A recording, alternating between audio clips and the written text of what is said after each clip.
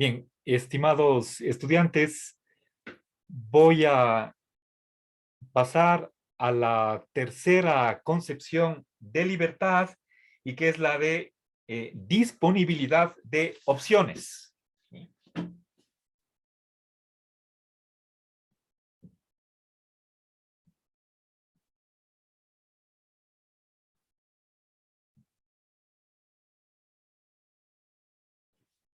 ¿Ya? Bien, disponibilidad de opciones. Ahora, bueno, el momento de haber explicado la autodeterminación, ya puse la cuestión de elección. Creo que ese es el concepto clave que está detrás de esta tercera concepción. ¿Sí? A ver, quizás en este momento me doy cuenta que lógicamente habría sido mejor primero explicar esta concepción de libertad, ¿sí? Puesto que simplemente la libertad está entendida como capacidad de elegir. ¿Sí? Hubiera sido más lógico presentar primero eso y luego pasar a la cuestión de el determinismo versus indeterminismo. ¿Sí? Bueno, pero ya no lo hice. Quizás a futuro tendré que pensar en eso. ¿Sí? A ver, libertad en el sentido de capacidad de elegir. ¿Sí? Bien. Esa potestad que uno tiene de tomar una decisión ante varias alternativas. Se me presenta derecha, izquierda, arriba, abajo. ¿Por dónde voy? Eso lo decide cada uno libremente. Entonces, esa elección, esa capacidad de elección, ese poder de elegir, eso es la libertad, según esta tercera concepción. ¿Sí? Bien, ahora, tienen ustedes en el artículo referencias a la Constitución y de ahí les voy a poner los siguientes ejemplos. ¿Sí? Yo simplemente bueno, con mi colega Leonardo Torres, el, tenemos el texto de la Constitución en PDF y ahí por ejemplo, en el lector de ese documento, nosotros utilizamos el Acrobat Reader, hacemos una búsqueda, ponemos, por ejemplo, la palabra elegir o escoger y de esa manera rastreamos los artículos de la Constitución en los que aparece este verbo de elegir o escoger. Y nos sale, por ejemplo, que los padres pueden escoger la educación de sus hijos. Eso forma parte de la libertad de los padres. Si los padres quieren educación católica o educación evangélica para sus hijos, están en libertad de hacerlo. ¿Sí? Hay, por supuesto, establecimientos privados que ofrecen ese tipo de educación para que sea accesible a los padres que así lo deseen. Libertad, perdón, escoger residencia. Ese también es un artículo que está mencionado en la Constitución. Escoger residencia, esa es la palabra que utiliza la Constitución. Decidir sobre la identidad cultural. ¿Sí? Pensemos, por ejemplo, en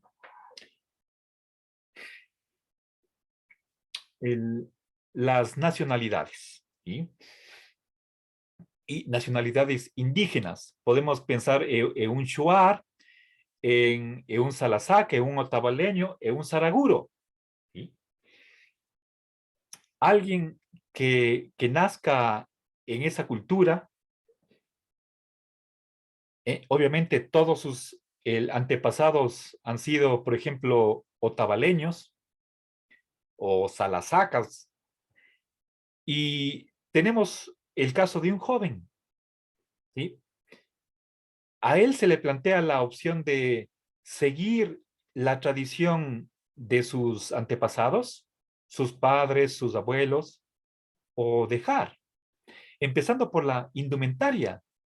Por ejemplo, usar o no sombrero, usar o no guango, usar pantalones cortos, alpargatas, o más bien nos vamos con un blue jean, camiseta y gorra. Entonces, la Constitución reconoce que es un derecho individual el escoger una cultura, la práctica de una cultura. Los padres podrán estar en la posición de querer que su hijo también siga la tradición, ¿sí? Pero imponer no pueden. Estarían quitándole la libertad a su hijo o a su hija si es que le obligan a que siga usando la indumentaria, ¿sí? En vez en vez de que utilice pollera y tiene que, puede la hija puede usar un blue jean, pantalones. Entonces dejó parte de lo que es la cultura de sus padres. Está en su derecho. Ese derecho está protegido por la Constitución. ¿Sí? Ustedes tienen el número exacto del artículo. Discúlpenme que yo no tengo ese dato en mis apuntes. Obviamente es una falta mía. Debería indicarles en qué número está. El, lo que les puedo decir es que está en la página 179, ¿sí? Recuerden, cuando ustedes hacen los resúmenes, no olviden de mencionar el número de la página, de la fuente del texto que están procesando, de dónde han tomado esa información. ¿Sí? Yo sé que si abro el artículo en la página 179, voy a encontrar inmediatamente, sin perder tiempo, el número del artículo de la Constitución, donde se garantiza el que cada individuo decide sobre su identidad cultural. ¿Sí? Elegir como un derecho de los consumidores es la de elegir bienes y servicios. ¿Sí? Yo tengo internet. ¿Con qué operadora? Puede ser Etapa, puede ser cualquier otra. ¿Sí? NetLife, etcétera, etcétera. Cada uno tiene esa capacidad de elegir. ¿Sí? Bueno, entonces esos son ejemplos de esta tercera manera de concebir la libertad. ¿Sí? Obviamente es fundamental, ¿sí? No podemos, creo que, concebir la libertad sin ese poder de elección. Bueno, entonces aquí podríamos decir, esta tercera concepción es relativamente improblemática, ¿sí? Bueno, les advierto que tampoco no quiero darles la impresión de que esta tercera está más allá de toda duda, es admitida por todos. No me atrevería a afirmar tanto. Es, sospecho que alguien habrá que se oponga a esto. ¿Sí? Bueno, tal vez algún determinista. Estoy pensando, por ejemplo, en Spinoza. ¿Sí? Eh, y, y, y si no estoy mal, en sí, en la sección 3.2, ahí se menciona que Spinoza niega que seamos libres. ¿Sí? A ver, les voy a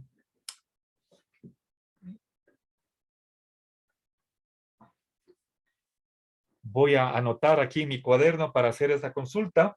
¿Sí? Si Spinoza niega la libertad, ¿sí? Posiblemente lo haga.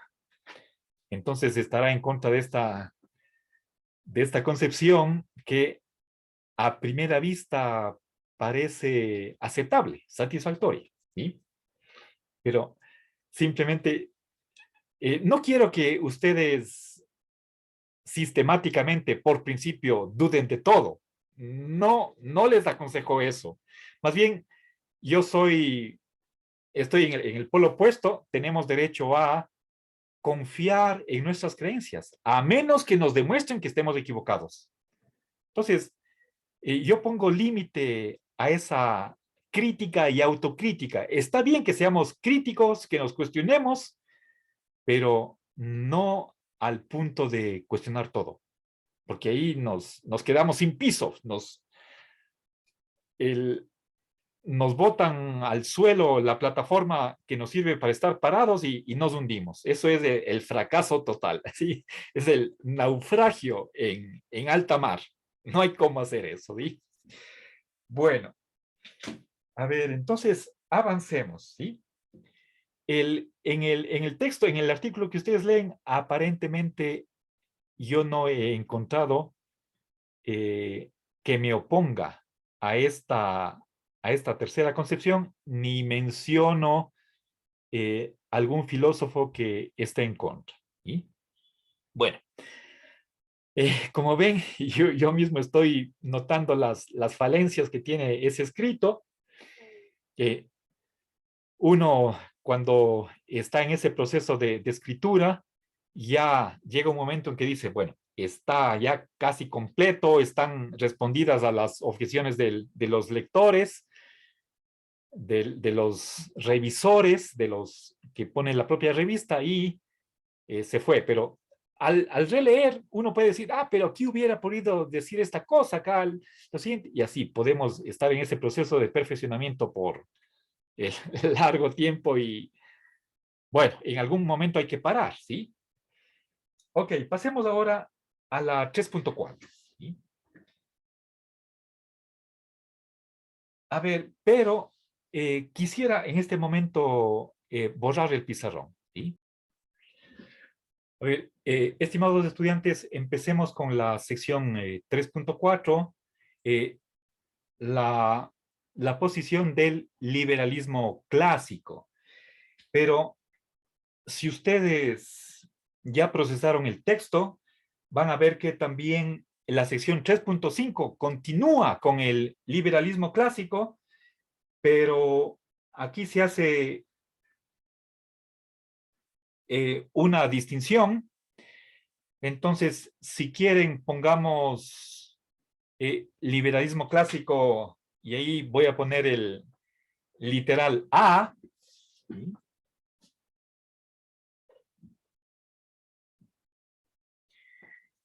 Es una concepción liberal, pero no es la única.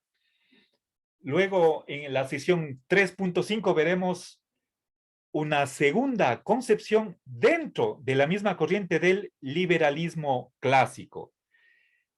Bien, esto no debería sorprender a nadie.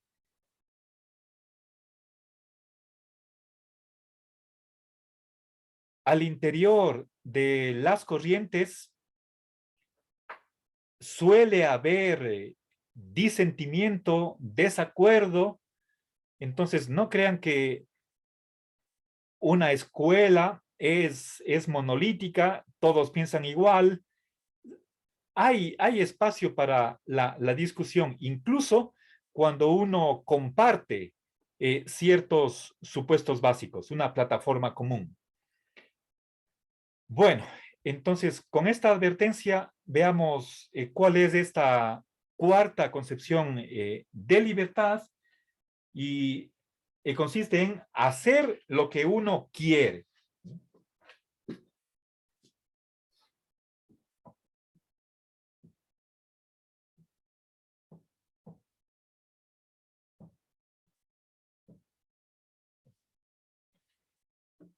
Bien, entonces fíjense qué tenemos aquí. Lo importante es relacionar los dos verbos que tenemos. Por una parte está el hacer, ¿sí? Y por otra parte el verbo querer, ¿sí? Si uno quiere, entonces lo hace.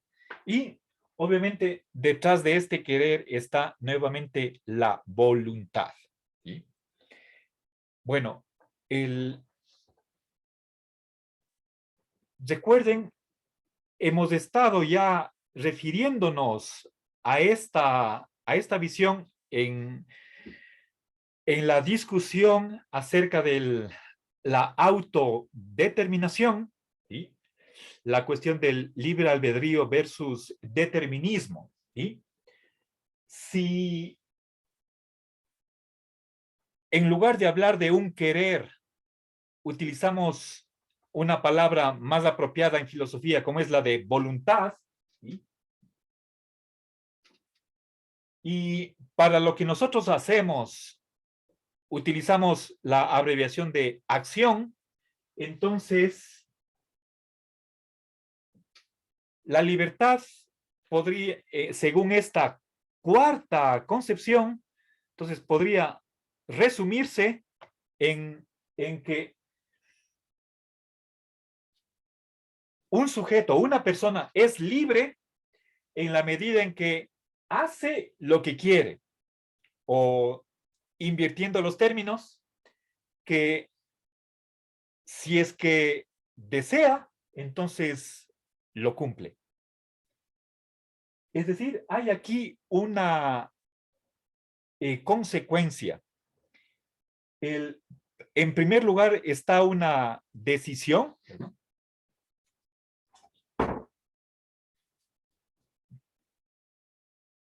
Está una decisión. Bueno, aquí también podríamos tener hablar de una intención, ¿sí? Eso es como todavía algo anterior a una decisión. Es como decidir, ¿sí? Bien. A ver, si es que uno tiene una voluntad libre, entonces hace lo que quiere. Puesta la voluntad, de ahí se sigue la acción. Si es que sucede esto, entonces la persona es libre. Si es que no sucede, entonces podríamos creer que hay un factor que puede ser un obstáculo, un impedimento, alguna barrera, una fuerza, puede ser interior, exterior, que está impidiendo que esta voluntad se realice, pase a la práctica, se convierta en acción. Entonces, obviamente ahí no podemos hablar de libertad, ¿sí? Si es que yo quiero hacer algo, pero no hago lo que quiero, entonces no habría ahí libertad, ¿sí? A veces la censura viene de uno mismo. Piensen ustedes en nuestras clases virtuales, en la participación que tienen ustedes. Tal vez alguien quiera, ¿sí? Quiera hacer una pregunta o hacer un comentario, hacer una crítica y no se atreva, no lo haga. Entonces, por alguna razón, ¿sí? Puede ser podría ser, por ejemplo, por prudencia, por tal vez tener temor de que está preguntando algo que no se debería preguntar, o hay muchísimas razones, ¿sí? Podríamos decir por timidez, ¿sí? O eso ya sería cuestión de la personalidad de cada uno, ¿sí? El que siente recelo de hablar delante de todos, en fin, tal vez uno puede decir, y bueno, ¿y cómo reaccionará la otra persona, el grupo? ¿Me censurarán? ¿O? Preferible, antes de sufrir eso, más bien, no pregunto nada, ¿sí? Entonces, fíjense nosotros fácilmente nos podemos imaginar muchísimas circunstancias en las que nuestro querer no siempre se realiza y en esa medida no somos libres. ¿Ya? Bien, entonces, esta es una concepción liberal de lo que es la libertad. A ver, pero discúlpenme, he abreviado mal. Por favor, para abreviar liberal, me falta aquí la L. ¿Sí? Según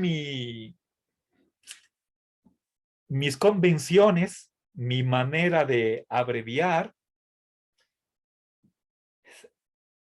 si es que no pongo la L, esto se lee libertarismo. Los libertarios no son los mismos que los liberales. Entonces, estoy hablando del liberalismo. Entonces, ahí me falta una L.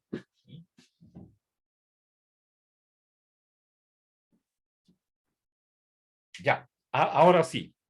Liberalismo clásico, libertad en el sentido de hacer lo que uno quiere. ¿Sí? Bien. A ver. Entonces, a veces nosotros decimos poder es hacer. ¿Sí? Más o menos está en esa línea, esa es la visión liberal de lo que es la libertad. Ahora, si nosotros cambiamos un poquito este verbo de acá y le ponemos deseo, ¿sí? Y el, ustedes pueden decir, pero, profe, solamente es un cambio de palabra, ¿qué pasa? Estoy diciendo lo mismo.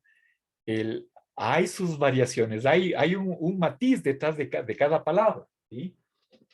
El-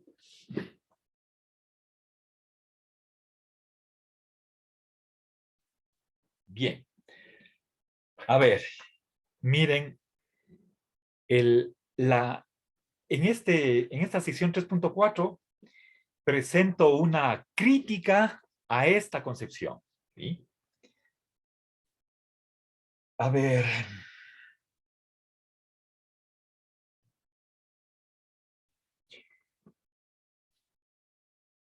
mm, bien, el, obviamente hay estudios filosóficos dedicados a dilucidar con detalle, con precisión, qué es la voluntad. Yo no les he presentado una visión sofisticada o una teoría de lo que es la voluntad. Me he mantenido a un nivel de el sentido común, podemos decir, o simplemente el lenguaje ordinario. No les he introducido ningún tecnicismo con respecto a qué es la voluntad. Obviamente también este tema podría ser objeto de estudio de la psicología y de hecho tiene que haber eh, libros enteros, literatura especializada sobre en qué consiste la voluntad de las personas, y como es el caso de los seres humanos. Eh, Podríamos también discutir si es que los otros animales tienen voluntad, ¿sí? Ya ese tema ya está mucho más alejado de nuestras preocupaciones dentro de la filosofía política. Solo les menciono que yo no he aclarado explícitamente qué es la voluntad. Tal vez les he puesto ejemplos o situaciones en las que opera o funciona la libertad, pero asumo que todos nosotros sabemos qué significa voluntad y nada más, ¿sí? Pero si me dicen ¿cuál es la diferencia entre deseo y voluntad? Me ponen una pregunta difícil y realmente no sabría cómo contestar, ¿sí? A ver, veo aquí una pregunta. Usted dice sentido peyorativo. Sentido peyorativo significa negativo, como por ejemplo cuando hablamos de libertinaje. Una cosa es ser libre, otra cosa es ser un libertino, ¿sí? La palabra libertino o el sustantivo libertinaje tienen una connotación peyorativa, eso significa una connotación negativa. Si es que decimos que alguien es un libertino, le estamos censurando, ¿sí? Por ejemplo, que es alguien que, por ejemplo, un don Juan, como que se acuesta con varias mujeres. Podríamos decir que es un libertino. Y no, y no estamos diciendo lo mismo que es su libertad. Al utilizar la palabra libertino, indirectamente le estamos censurando, no estamos aprobando su conducta. Entonces, eso es un sentido peyorativo que tiene la palabra. ¿Sí? Bueno, yo les podría decir que si hay alguna diferencia entre deseo, de hecho la hay. Y en este momento simplemente me pongo a conjeturar, lanzo una hipótesis. Discúlpenme, lastimosamente no he profundizado en esta distinción, que lo han hecho seguramente otros filósofos o psicólogos. La voluntad debe ser algo más complicado que un simple deseo. Es como que el deseo está a un nivel un poco más animal que compartimos con otras especies, como pueden ser nuestras mascotas, un gato, un perro, como mamíferos superiores. En cambio, la voluntad es una capacidad que puede acudir a un razonamiento o escuchar la voz de la razón. ¿Qué le dice la razón? Y cuando hablamos de razón, estamos pensando en leyes, principios generales, universales. ¿Sí? Entonces, nos elevamos a un nivel mucho más abstracto, ¿sí? Y eso está a disposición de la voluntad. Si la voluntad tiene esa capacidad de pensar, por ejemplo, cuál sería el curso de acción más conveniente, más prudente o más efectivo, en fin, y eso no tanto hace un deseo. Y un deseo es tal vez simplemente como una fuerza que nos mueve en una determinada dirección. ¿Sí? Obviamente todo esto está dentro de nuestro ser, de nuestra personalidad, ¿sí? Y que a la final nos va a mover para realizar una determinada acción. ¿Sí? Bien, entonces me ratifico, no es lo mismo voluntad que deseo. ¿Sí? Hay ahí una diferencia.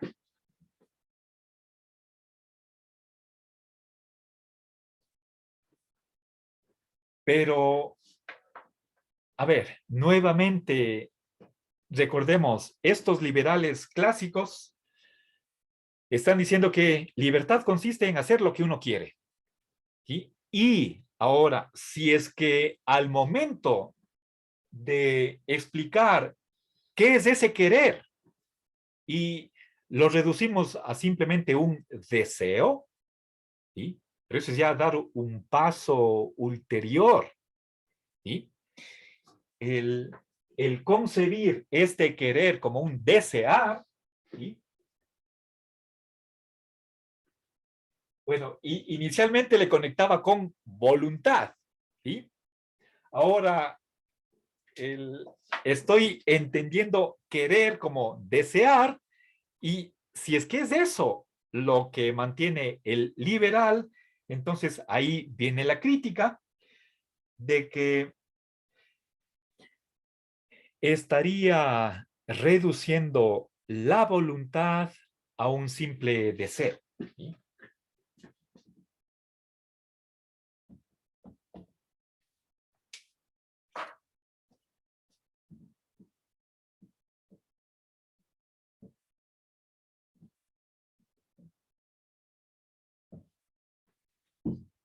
Bien.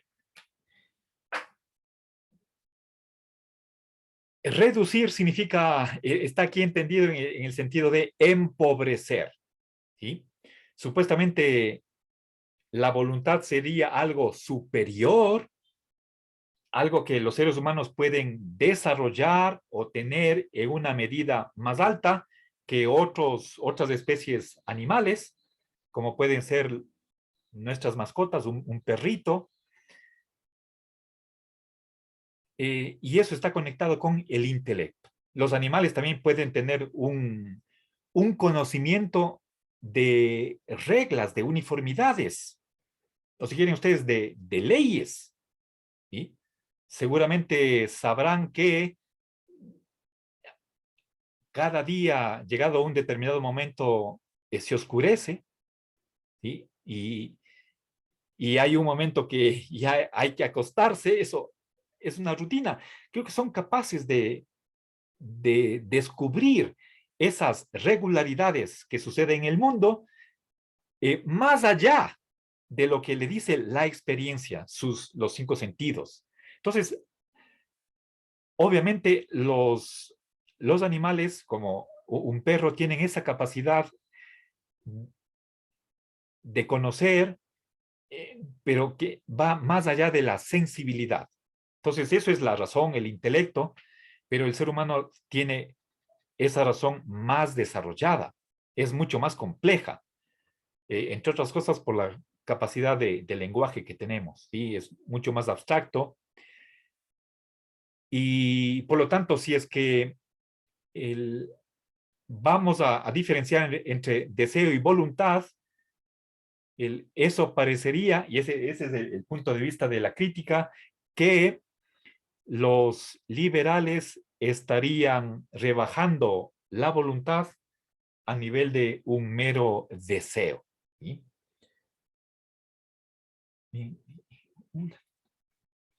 A ver,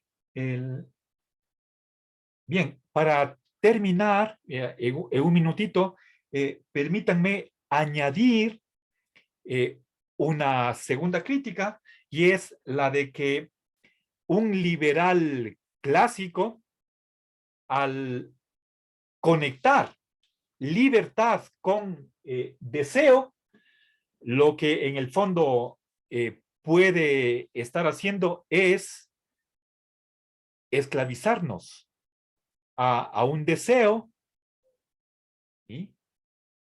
Que puede ser irresistible, puede ser fuerte, ¿sí? Y nosotros en ese caso nos convertiríamos en esclavos, o si quieren ustedes, en víctimas de un deseo, ¿sí?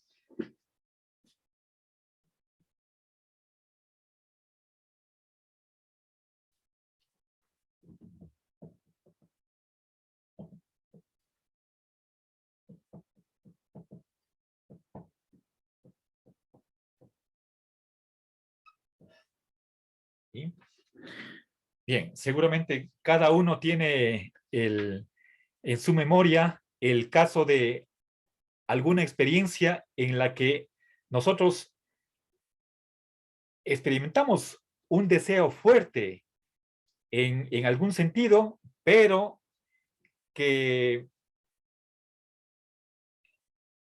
tal vez nos arrastran, ¿sí? En una determinada dirección y nosotros nos sentimos como esclavos de ese deseo.